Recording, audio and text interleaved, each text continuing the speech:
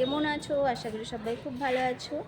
আর আরও সেই স্কুলে হচ্ছে প্রতিমা আনতে যাবে, তাই আমি স্কুলে আসছি।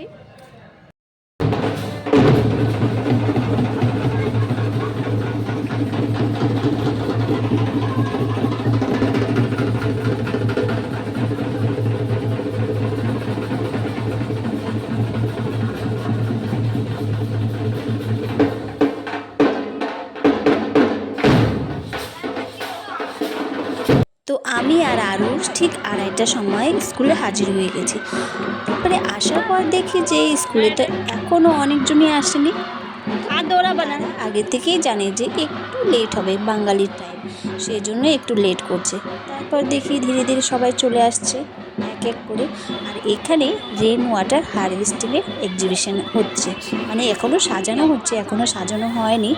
আর সুন্দর করে সাজাবে সবার প্রজেক্টগুলো, তো দেখতেই পারছো এখানে এখনও। তারপর যখন সবাই এক এক করে চলে আসলো, অনেকজন জমায়েত হয়ে গেল, তারপরে আমরা নিতে গেলাম ঠাকুর। এখন প্রতিমা নিতে যাচ্ছি, অনেক ভিড় আছে, দেখতেই পারছো।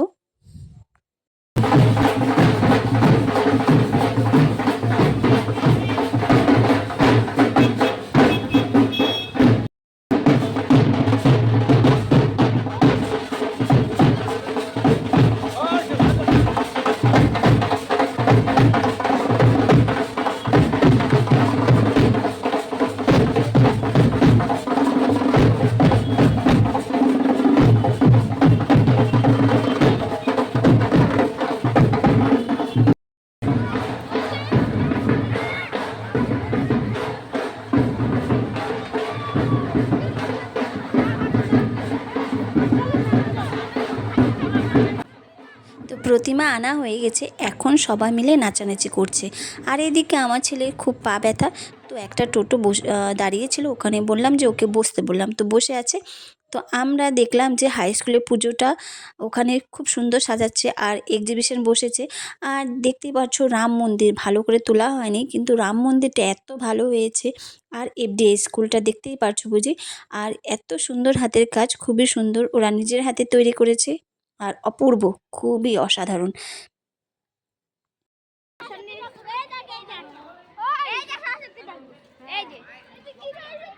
দেখি সরস্বতী ঠাকুর, সরস্বতী ঠাকুর আছে।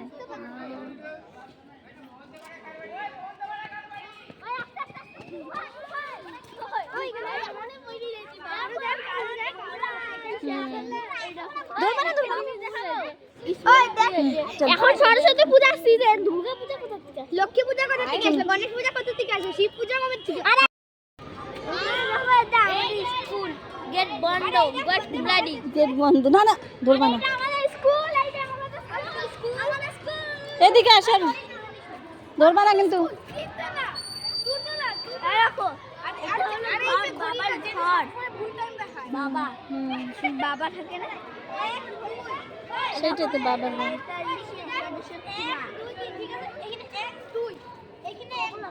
আমার ছেলে হয়েছে ড্রয়িং কম্পিটিশনে ফার্স্ট, তো ওর নাম ডেকেই যাচ্ছে, ও বুঝতেই পারছে না ও কোন দিক দিয়ে যাবে, এত ভিড়ের মধ্যে বসেছিল।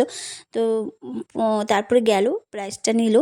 আর প্রাইজ পাওয়ার পরে তো খুবই খুশি, খুবই খুশি, খুশির সীমাই নেই।